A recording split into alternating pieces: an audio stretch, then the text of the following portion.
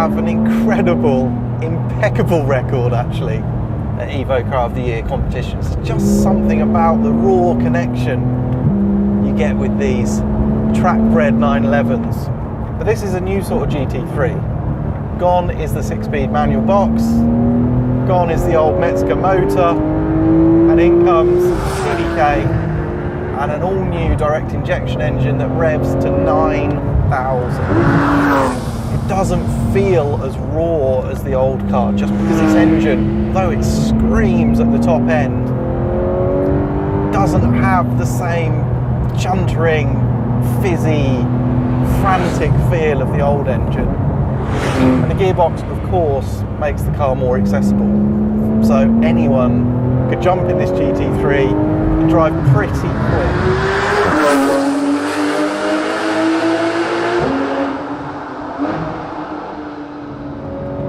But although some of the low-speed sense of occasion and some of the challenge, it has to be said, has gone out of the GT3, when you wind it up, it is something else, this car. The balance and the grip and stability when you're changing direction is astonishing.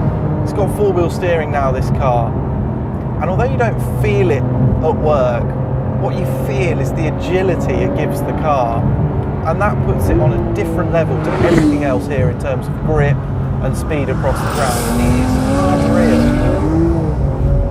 So what the GT3 allows you to do is really attack. It gives you all the tools to use all of its performance, all of its grip, and it's just so addictive when you do.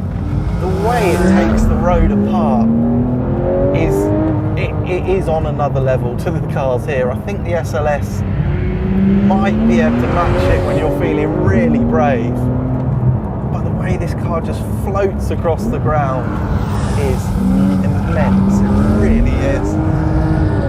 It's just transparent, that's the word. The steering is not as good as the old GT3, but you're so locked into the chassis and it's so agile that almost doesn't matter, and it's just hugely exciting, this car. 991 for us is more GT car than sports car really. It's not a classic 911 by any means, not in our opinion. The GT3, definitely a sports car again. This thing, so accurate, so much fun. It's going to be so tough to beat this thing.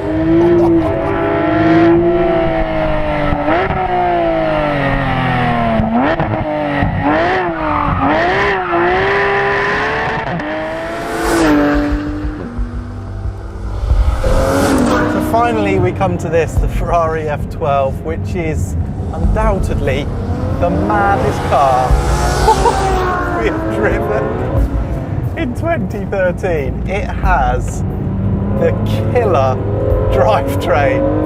It is so fast, and when it's a bit damp like it is now, it is just nuts. In fact, it's nuts in the dry. In the wet, well, you have to be so careful. The way it changes direction is mad.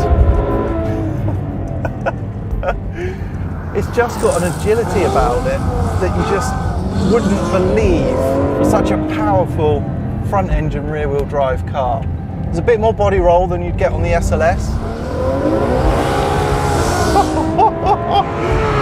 I actually think the steering is too quick because this car's so fast, and so often you're sliding it, dry or wet, that you want a bit more relaxation in the wheel, so you've got a bit of margin for error really. This car does not do margin for error. You have to be on it, absolutely on it, otherwise it is going to eat you. So it's really the drivetrain that defines this car. The engine is unhinged. There is no other way to describe it. It is unhinged. And this twin clutch box is ferociously fast.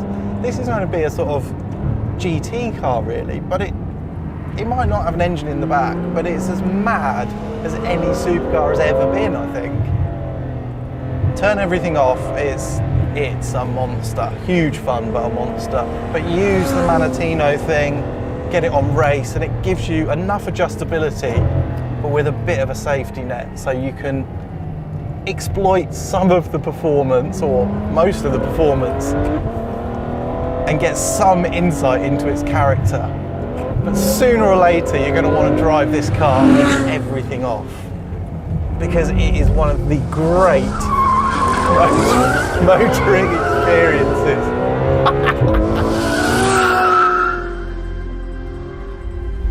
So that's it, our 8 contenders for Evo's Car of the Year 2013.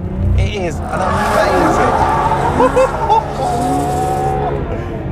an amazing bunch of cars. And it's tighter than it's ever been. Certainly tighter than I ever remember.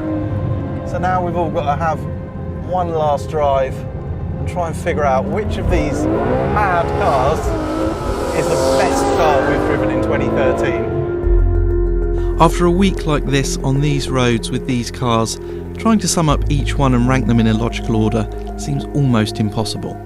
I mean, SLS Black or GT3? Both please.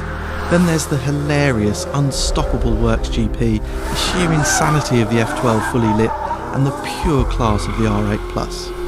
Let's just say you would be happy, ecstatic even, to have any and all of these cars. Well, perhaps with the exception of one. Sadly, the 4C just didn't cut it in this incredibly tough test. We love the concept and the styling, but the execution just isn't there. Personally, I hate the engine, and others on the team felt as strongly about the odd and inconsistent steering. Carbon fibre it might be, but it left with the old-fashioned wooden spoon. The rest were much harder to separate, and in the end it was tiny details that started to whittle down the contenders. The Cayman was too long geared, and in the wet its lack of steering feel and appetite for turn-in oversteer made it tricky to drive smoothly. The Mini, one of my personal favourites, couldn't quite match the thrills of the big hitters for some of the judges. The Audi split opinion. Many of us had it in our top 3, but some felt its brilliance was undoubted, but perhaps it lacked the fierceness of the rest.